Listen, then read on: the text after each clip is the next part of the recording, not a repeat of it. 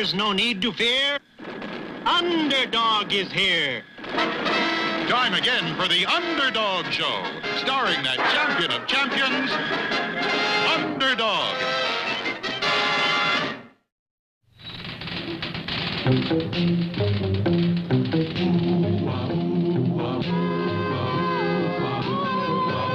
When criminals in this world appear and break the laws that they should fear and frighten all who see or hear, the cry goes up both far and near for Underdog. Underdog. Underdog. Underdog. Speed of lightning, roar of thunder, fighting all who love or plunder. Underdog. Underdog.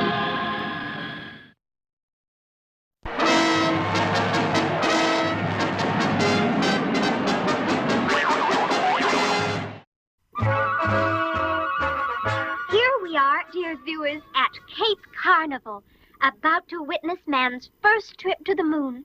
And I shall be going along with our two brave astronauts to give you a full TV account of the trip. Is everything ready for the blast-off, General Brainley? Everything is perfect, Sweet Polly. Our top scientists assure us that we will have beautiful weather for the next 12 hours.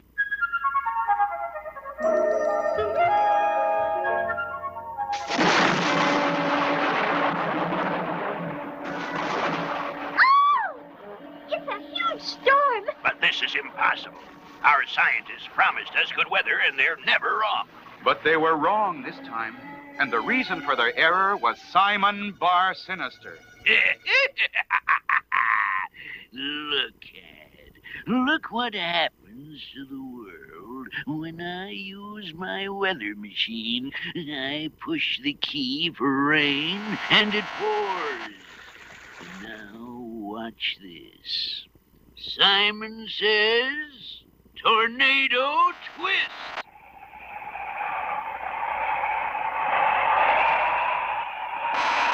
Stop, boss. You forgot that if you push those buttons, we're in the tornado, too. And it just took off our roof.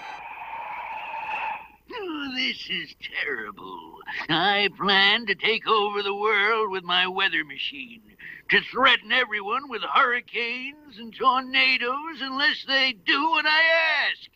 But now, what can I do?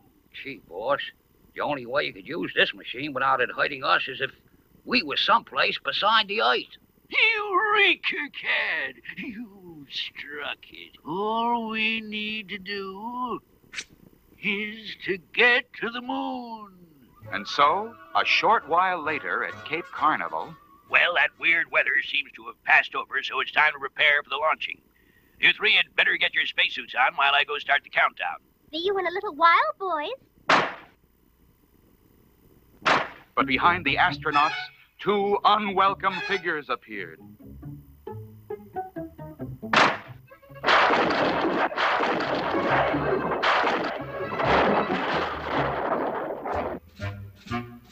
Well, I guess we'd better hurry into the spaceship.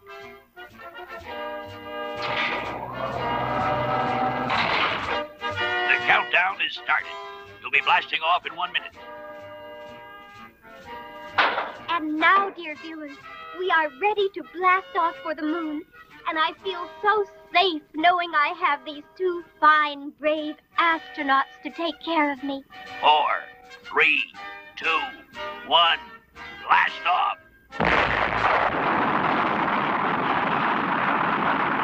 The launch is a success. Now we'd better turn on our TV screen to get Sweet Polly's report. Well, dear viewers, my two brave astronauts and I are now officially on our way to the moon. Let me introduce them to you. First... Oh! It's Simon Barsinister! And this, my dear, is my friend, Cad Lackey. And you are in our clutches. Oh, please, someone out there in TV land, please help me. Please free me from these terrible villains. Will someone come to Sweet Polly's rescue? Will someone stop Simon Barsinister from reaching the moon and using his weather machine against the Earth? There's plenty of excitement ahead in our next episode.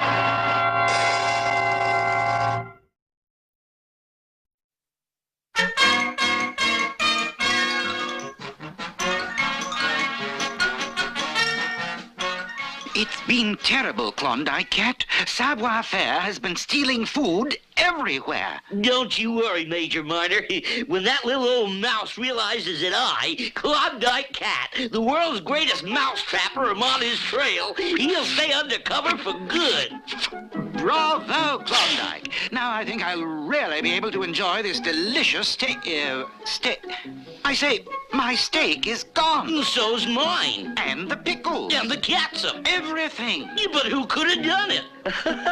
Savoir-faire is everywhere. Marshmallow. After him, Klondike. Get that mouse.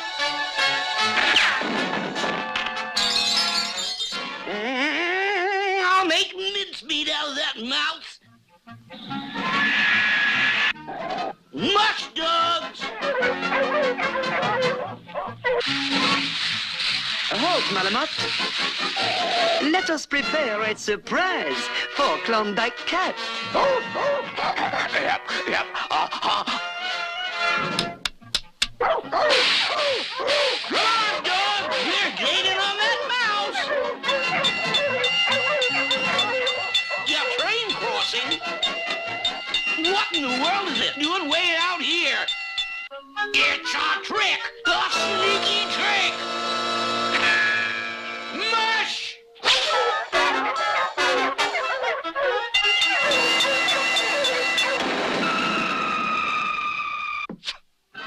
Yeah! Whoa! Yeah!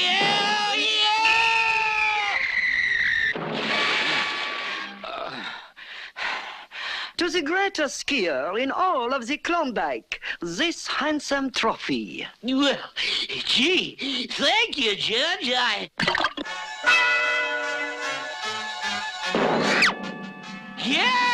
Savoir-faire is everywhere. Whoa!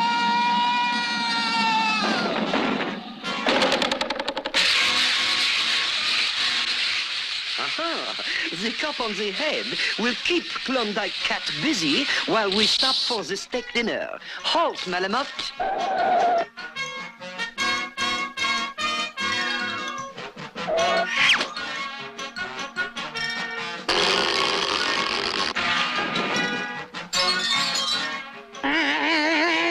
I'll make mincemeat out of that mouse. But where did he go? And now for the delicious steak dinner. Maybe those campers saw which way Savoir-faire went.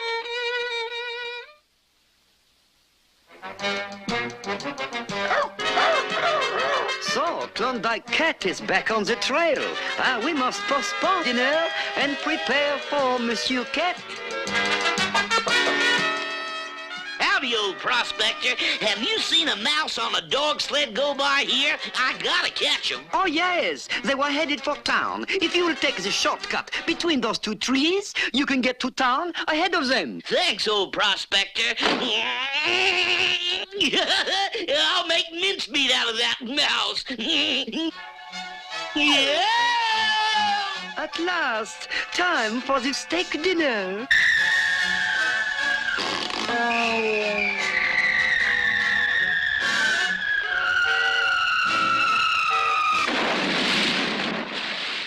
Savoir-faire, I hereby arrest you for stealing steak. Klondike Cat always gets his mouse.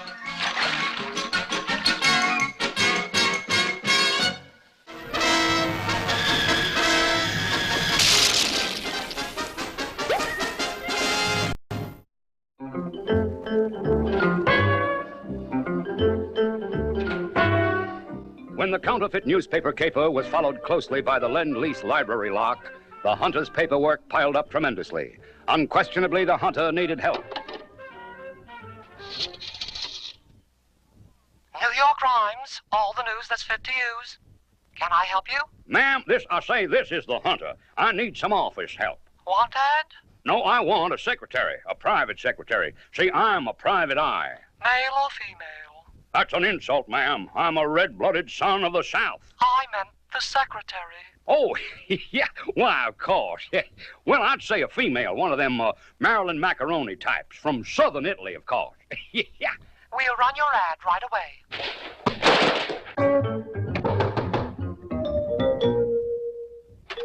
I saw your ad in the paper. Well, now, that's fast work. What's your name, little lady? Friday Fox. I'm a private secretary. I see. Sort of a first-class private? Yeah. Oh, that's a joke, ma'am. I say, These are my references. Oh, yes. Yeah. Well, no need for references. I can see you've got an honest face. Now, as you can tell, there's a lot of cleaning up the office needs. I'll just step down to the corner for a bite of lunch while, you go to work. What's the cotton blooming weather coming to? Snow in June? And I say, look at the size of those flakes. Biggest I ever saw. Snowflakes? That's a shame. I say, no wonder they don't let it snow in Dixie. Hold on here, ma'am. I said to clean up, not clean out the office. We were robbed. Robbed, you say? Well, now, that's a mean trick, ma'am. How'd they get away with the loot? Over here. They carried the furniture along this ledge and out onto the roof. Well, have no fear. The Hunter's on the job. I'll just mosey out on this ledge and I'll see what... Hey, the sledge is lipping. I mean, the lodge is slopping. Help! Take a letter to Officer Flim Flanagan. Dear Flim, according to my precise calculations, my office furniture has been stolen. I hope you can get a clue on the case. In the meantime, I've taken care of that $1 million payroll. The armored truck will turn the corner of Broadway and 42nd Street at precisely 3 o'clock. I alone know the time and place, and I am the Hunter. Must have blown the old horn a little hard there. I say, ma'am, where are you? Where are you?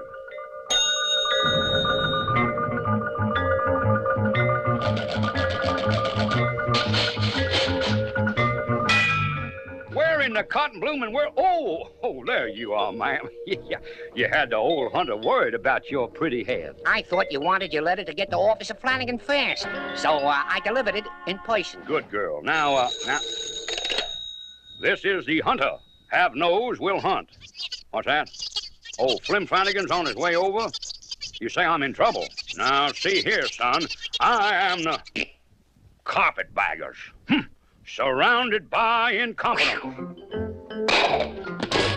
Hunter, this time you're in trouble.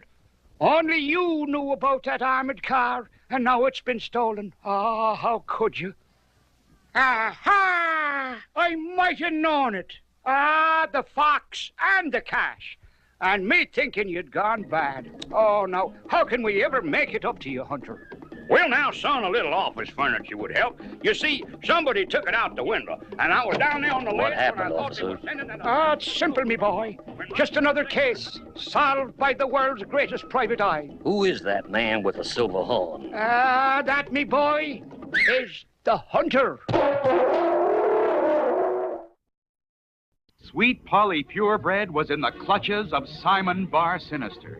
And Simon was headed for the moon, where he planned to use his weather machine to make everyone on Earth do as he asked. You villain! Turn back this spaceship for Earth! Never! I shall rule the world! How did those two villains get on our spaceship? Well, General Brainley, we just found the astronauts all tied up in the room where they were supposed to put on their space suits. So that's it. An outrage. Something must be done. Look, the ship is turning around. It's headed for the Earth. Oh, no. It's headed for the moon. But look now. It's headed for the Earth. For the moon. For the Earth.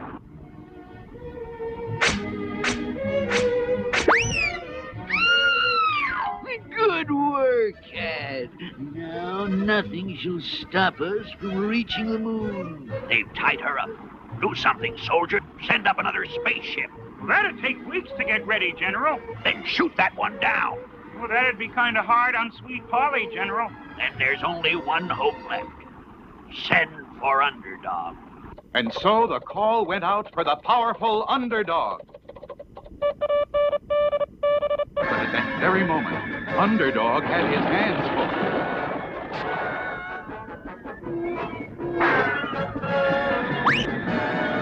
Halfway across the world, Underdog was busily engaged in stopping a war between two neighboring countries.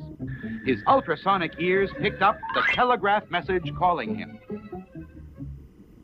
Sweet Polly's in trouble high in the air. I must stop this war and hurry there. And like a blazing rocket, Underdog was suddenly everywhere at once, stopping the cannon fire, removing the guns, rounding up the soldiers. And finally, as the two commanding officers shook hands and made up, Underdog leaped into the sky and headed homeward. Meanwhile, General Brainley had been called to a hasty conference in the capital. Gentlemen, this is an emergency. Our first flight to the moon has been taken over by the notorious Simon Barsinister.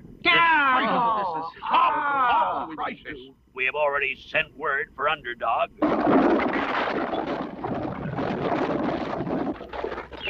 There's no need to fear. Underdog is here.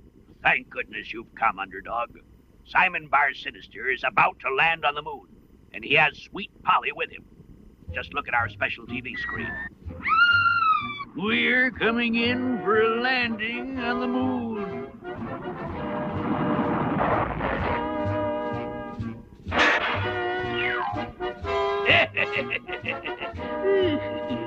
So I'm the first to land on the moon. And soon I shall be the first to control the world. Hurry, Cad, set up my weather machine while I turn on TV. Weather machine? What does he mean by that? I hear you, General Brainley, and I promise that you shall soon see what my weather machine can do. For I will soon be taking over your Earth. But we can stop you, no matter what kind of machine you have. We're sending Underdog after you. If Underdog tries to stop me, what will happen to poor Sweet Polly? It looks like Simon Barsinister is truly in command of the situation. Will his weather machine work all the way from the moon?